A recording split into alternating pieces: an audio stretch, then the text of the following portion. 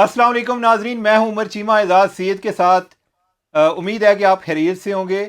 आज के talk shock में हम दो अहम इश्यूज़ पर बात करेंगे, जिसमें सर फहरिस्त human right commission of Pakistan की 2022 के बारे में रिपोर्ट है कि पिछला साल उसमें इंसानी हकूक़ के हवाले से क्या गुजरी और उनका कितना एहतराम किया गया और कितनी वायलेशन की गई। और हमारा दूसरा इशू आज का, जैसे कि आपके नॉलेज में है कि सुप्रीम कोर्ट और हुकूमत के दरमियान जंग तूल पकड़ती जा रही है, तो हुकूमत उस बारे में क्या प्लानिंग कर रही है। आज हुकूमती इत्तेहाद की मीटिंग भी थी, क्या अहम फैसले हुए हैं, कल क्या होने जा रहा है, हम उस पर बात करेंगे। एजाज सैयद साहब, आप देख रहे होंगे कि इस टाइम एक किताबचा हाथ में पकड़े हुए हैं, तो ये human right commission of Pakistan की रिपोर्ट है, तो वो हमें बताएंगे कि उन्होंने अभी तक क्या जान पाए हैं। एजाज सैयद साहब। चीमा साहब, पहली बात तो ये है कि जो human rights commission of Pakistan है, ये पाकिस्तान का एक बड़ा मुमताज़ समाजी इदारा है। सिविल सोसाइटी का एक बहुत ही मुतहरक इदारा है, जो कि हर साल एक रिपोर्ट जारी करता है पाकिस्तान में इंसानी हकूक़ की खिलाफ वर्जियाँ कहाँ कहाँ पर हुई हैं। ये पूरा साल डाटा इकट्ठा करते रहते हैं, फिर उसको एनालाइज़ करते हैं और जारी करते हैं।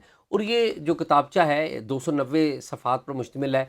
ये हर साल जारी होता है और इससे पाकिस्तान के अंदर रहने वाले जो लोग हैं, हमारे जो शहरी हैं, उनको भी पता लगता है कि कहाँ कहाँ पर क्या क्या शहरी किन किन शोबों में इंसानी हकूक़ के वाले से बेहतरी हुई है और कौन कौन से जो शोबे हैं वो तनज़्ज़ुरी का शिकार हुए हैं। और आपको पता है कि हमारे आइन में इंसानी हकूक़ का खुसूसी तौर पर हर फ़र्द के बारे में ज़िक्र है। जो अहम चीदा चीदा इसमें नकात हैं चीमा साहब, वो मैं बताए देता हूँ। उसमें जो पॉलिटिकल हवाले से जो बात हुई है वो बहुत अहम हुई है, उसको मैं एंड पे जिक्र करता हूँ। लेकिन जो प्रायोरिटीज़ इन्होंने सेट की उसी तरतीब से मैं जाता हूँ। सबसे पहले जो इंसानी हकूक़ कमीशन है, ये बताता चलूँ कि इसकी सरबराही हिना जिलानी साहिबा कर रही हैं। मुमताज़ समाजी शख्सियत हैं। ह्यूमन राइट्स के ऊपर इनका बहुत बड़ा काम है। आसमा जहांगीर की बहन भी हैं। बहन भी है और इनकी अपनी भी हाँ बहुत बड़ी हाँ शनाख्त है। हाँ वो आसमा जहांगीर भी एक नहीं, बड़ा बड़े नाम है। बाप की बेटी हैं, बड़े क्योंकि बाप उनके की भी बाप जो हैं बहुत बड़े जी ह्यूमन राइट जी। एक्टिविस्ट लेकिन हैं। आम तौर पे होता ये है ना कि जो बड़े बाप के जो बच्चे हैं उनकी शनाख्त अपनी नहीं होती। हिना जिलानी बस की ये अपनी है भी कि एक शनाख्त है।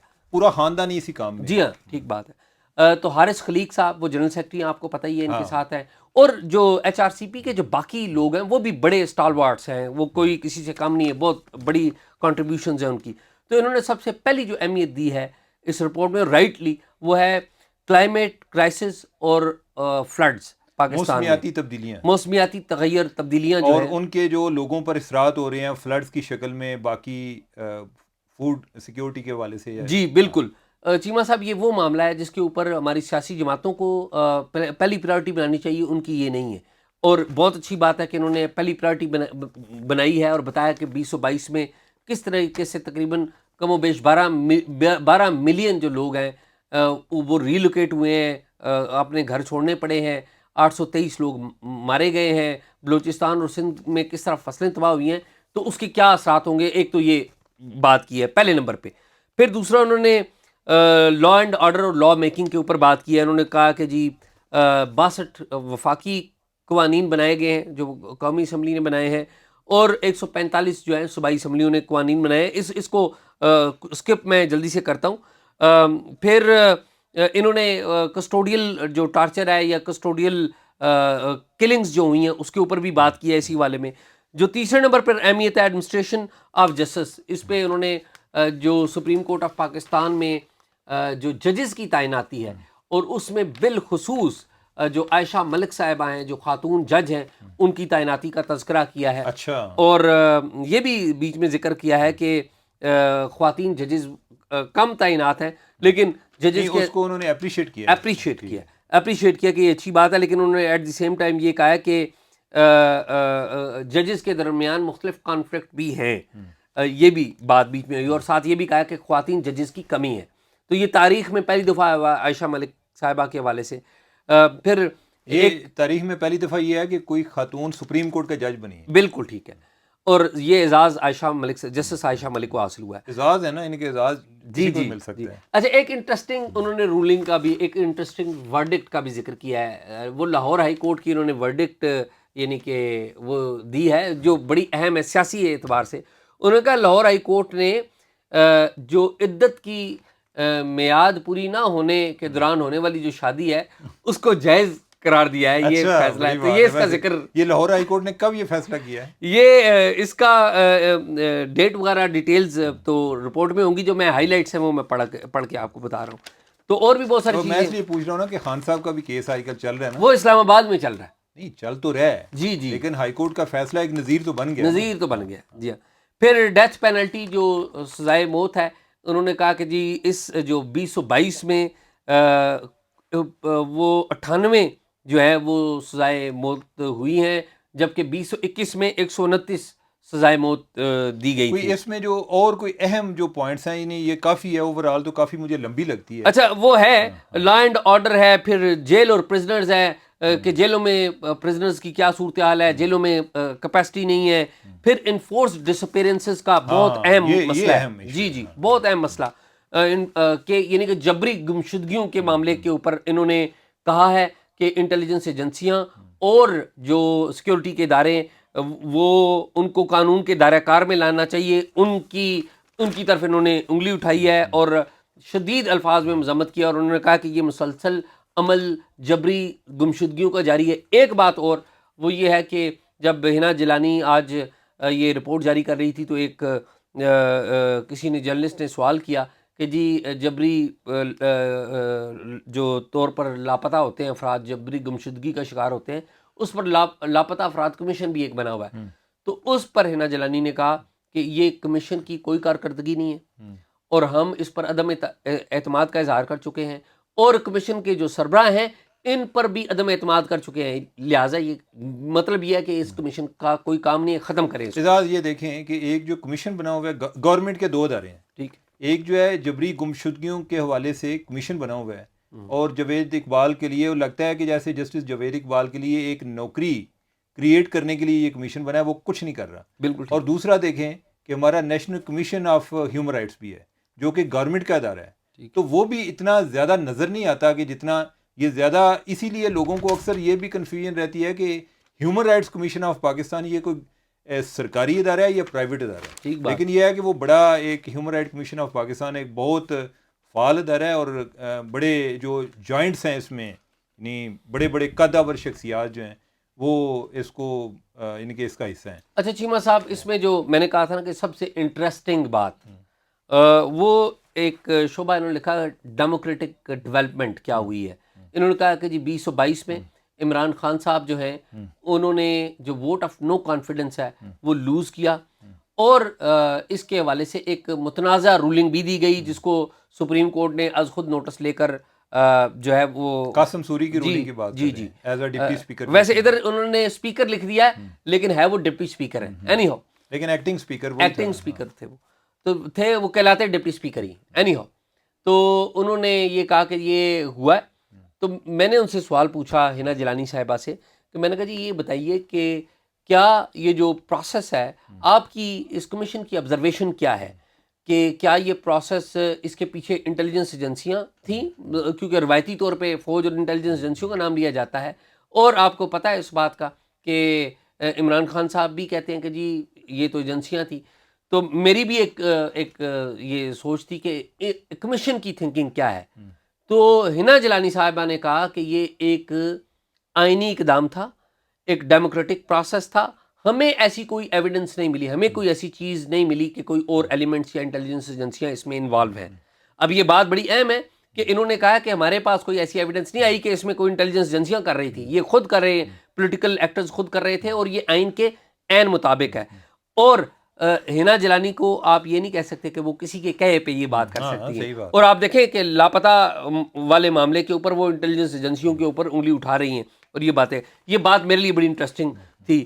اور بھی انہوں نے جو لوکل گورنمنٹ کے الیکشنز ہیں وہ اس والے سے بات کی ہے. میں کوئکلی آگے چلتا ہوں.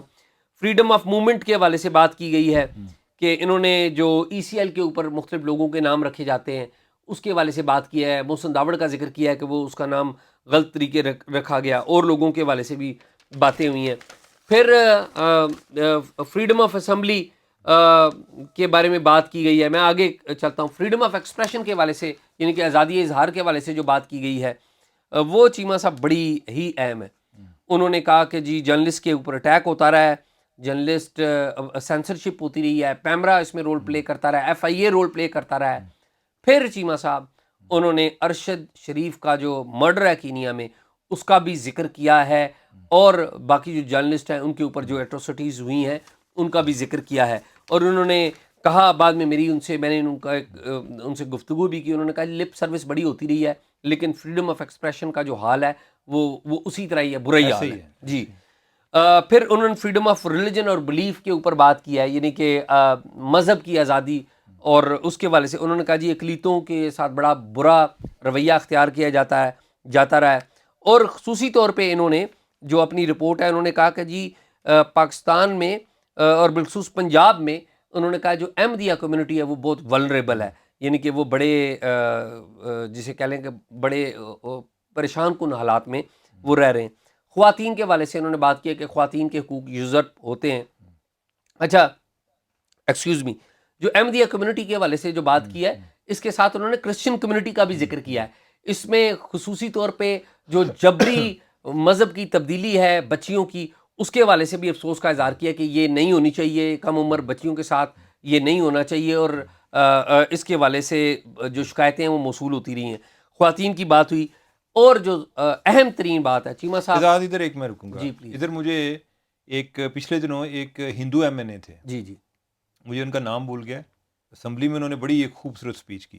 انہوں نے کہا کہ ہماری بچیاں جو 12 سال کی ہیں, 14 سال کی ہیں, ان کا مذہب تبدیل کر لیتے ہیں اور یہ کہتے ہیں جی کہ اس نے اپنی مرضی سے کیا ہے.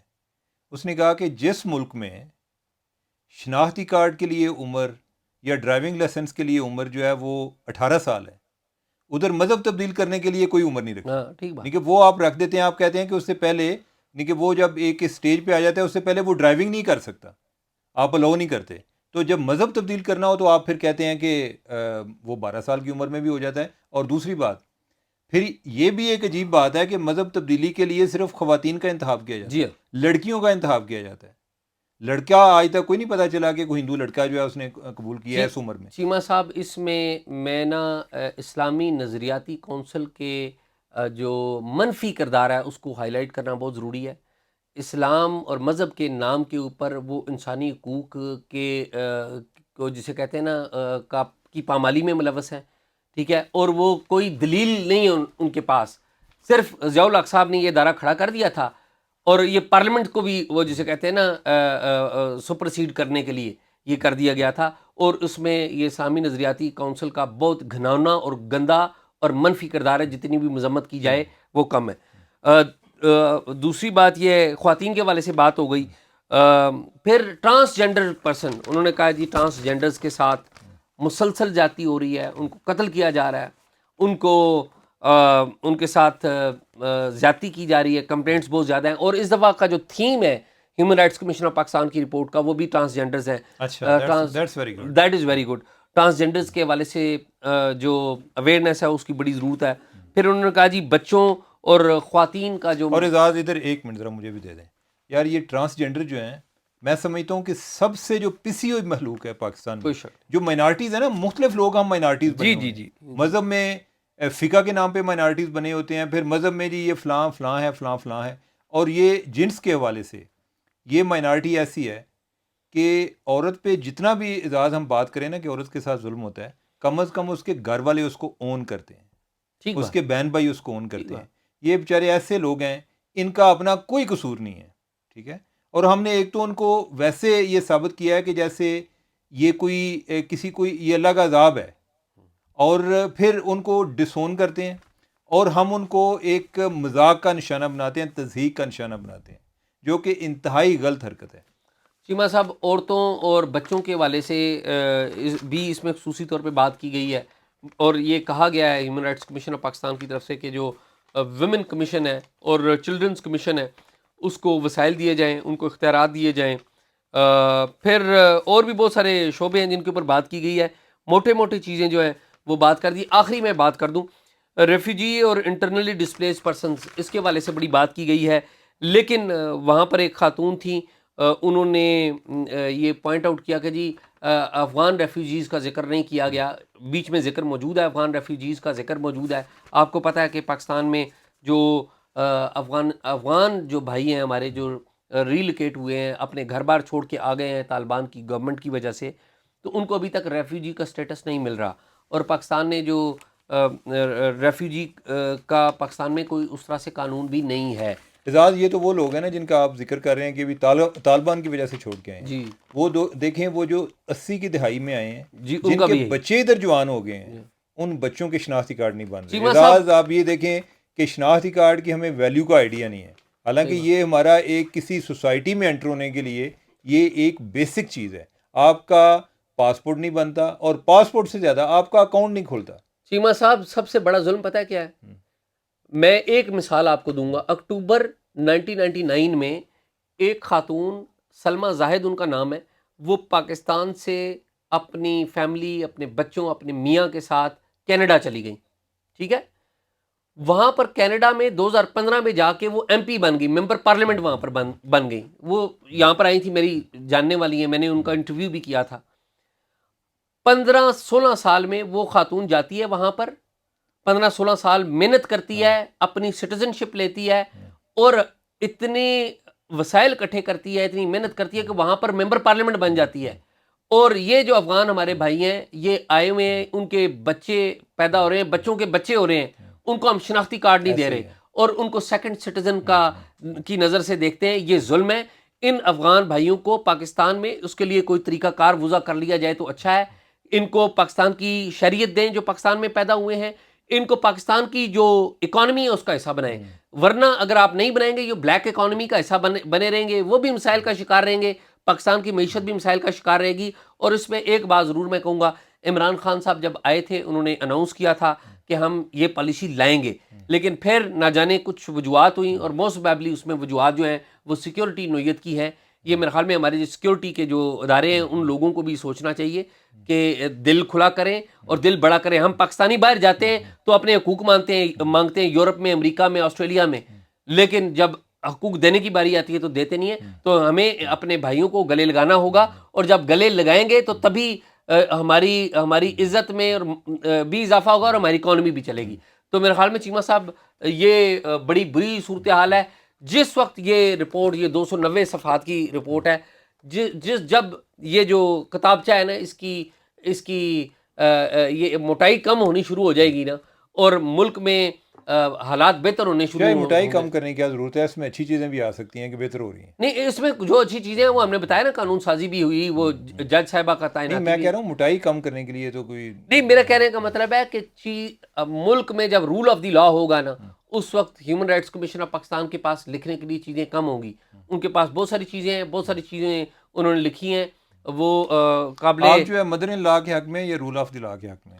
میں چیمہ صاحب چیف جسٹس صاحب کے جو آئینی دائرہ کار ہے اس کے حق میں ہوں. اور ایک بات سن لیں, اور حنا جیلانی صاحبہ سے بات ہوئی تو انہوں نے کہا کہ ہم جو ڈائیکاٹمی آف پاور ہے اس کے جو ہے نا آئین میں جو طریقہ کار وضع ہے پاور کا, جی ٹرائیکاٹمی سوری, اس کے جو آئین میں درج ہے طریقہ کار پاور کا, وہ اس کے حق میں.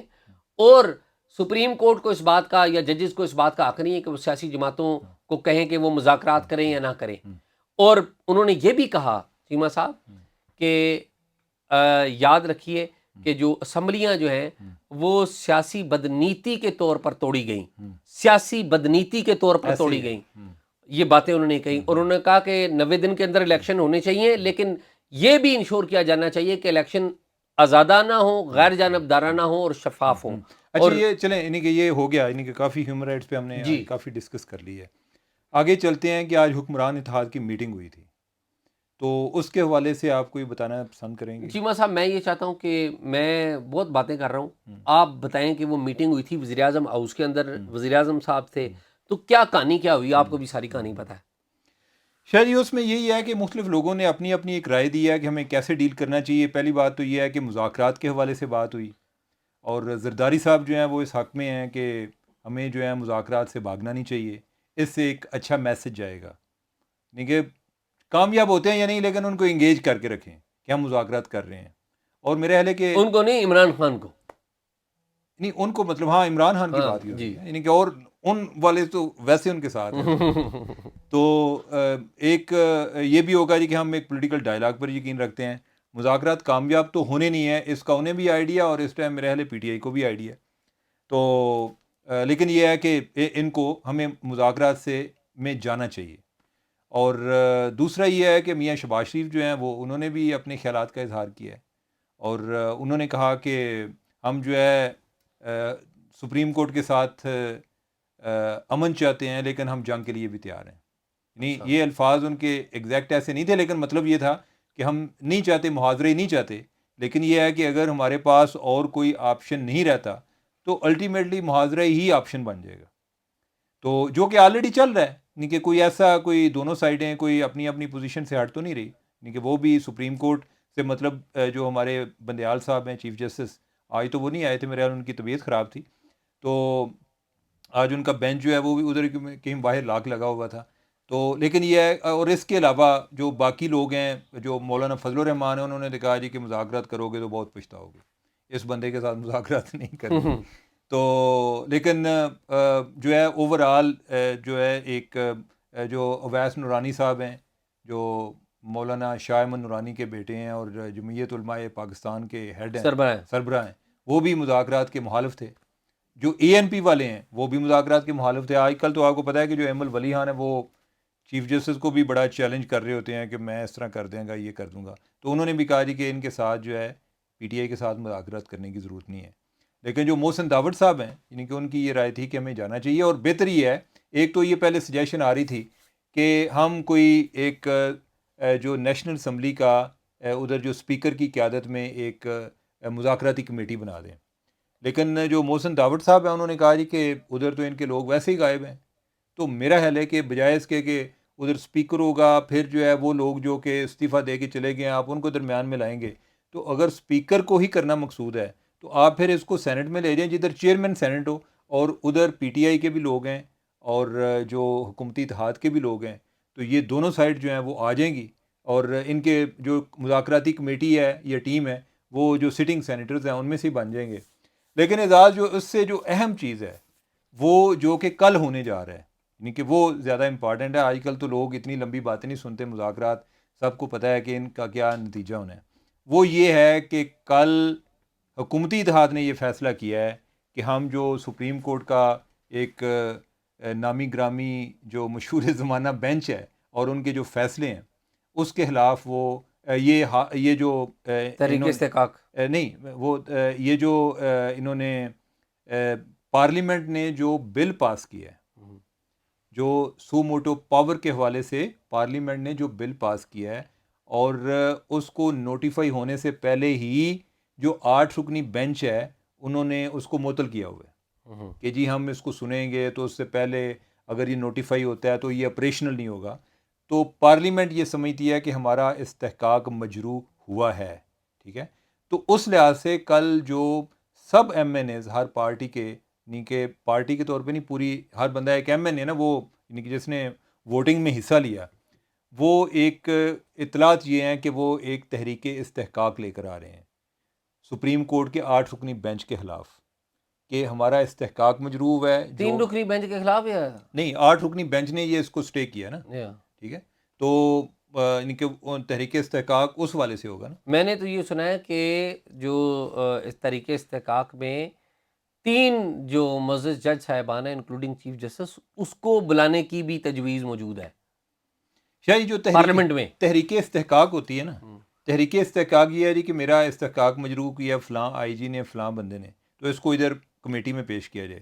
اب اگر وہ سپریم کورٹ کے بارے میں آتی ہے تو جتنے بھی لوگ ہوں گے وہ اگر 8 رکنی ہیں تو پھر 8 رکنی کا ہی بات ہوگی کہ ان کو ادھر بلایا جائے کہ آپ نے ہمارا جو استحقاق ہے جو کہ ہمیں ایک عوام نے ادھر بھیجا ہے قانون سازی کے لیے، آپ نے اس کو ابھی تک نوٹیفائی نہیں ہوا اور آپ نے پہلے ہی اس کو معطل کر دیا. اور کیا آپ نے ہمارا ایک رائٹ یوزرپ کیا نا، ہمیں ہمارا رائٹ، آپ نے ہمارا حق چھینا ہے ہم سے. متفقہ طور پہ تو نہیں ہوا نا کیا وہ جو جس بینچ کی آپ بات کریں انہوں نے متفقہ طور پہ نہیں متفقہ ہے نا بھائی.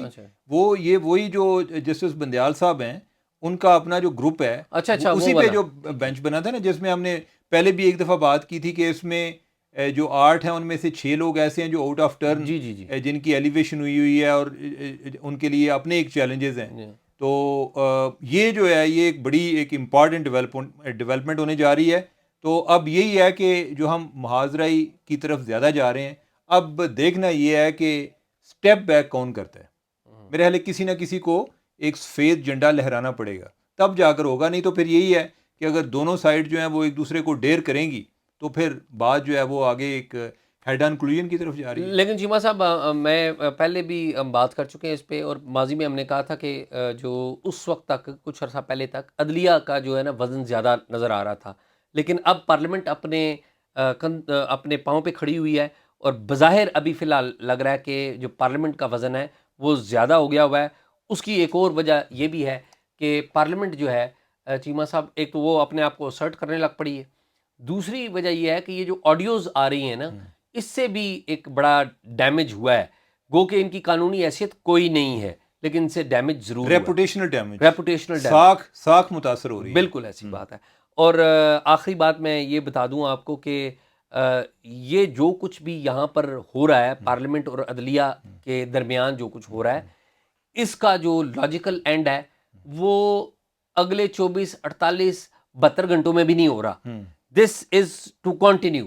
لیکن اس سارے عمل میں کیا چیز ہو رہی ہے چیمہ صاحب, اس سارے عمل میں جو اصل ایشوز ہیں وہ ان پر توجہ نہیں دی جا رہی. تو میرے خیال میں چیمہ صاحب ہم نے کافی بات کر لی ہے, کوئی بات رہتی ہے تو آپ کا خیال بالکل درست ہے. تو ناظرین, آپ نے ہماری آج کی گفتگو سنی. اپنے کمنٹس اچھے جس طرح آپ کرتے ہیں ہمیں اپریشیٹ کرتے رہتے ہیں, تعریف کرتے رہتے ہیں. تو درمیان میں کوئی لوگ دل جلے بھی ہوتے ہیں, ان کو بھی ہم سنتے ہیں, انجوائے کرتے ہیں, دیکھتے ہیں, پڑھتے ہیں. تو آپ اپنا سلسلہ جاری رکھیں, ہم اپنا سلسلہ جاری رکھیں گے. اور آپ کسی نے ہمارے ساتھ کوئی انفارمیشن شیئر کرنی ہو تو talkshock777@gmail.com پہ ہمارے ساتھ ضرور شیئر کریں, اور ہمیں اجازت دے دیں. اللہ حافظ.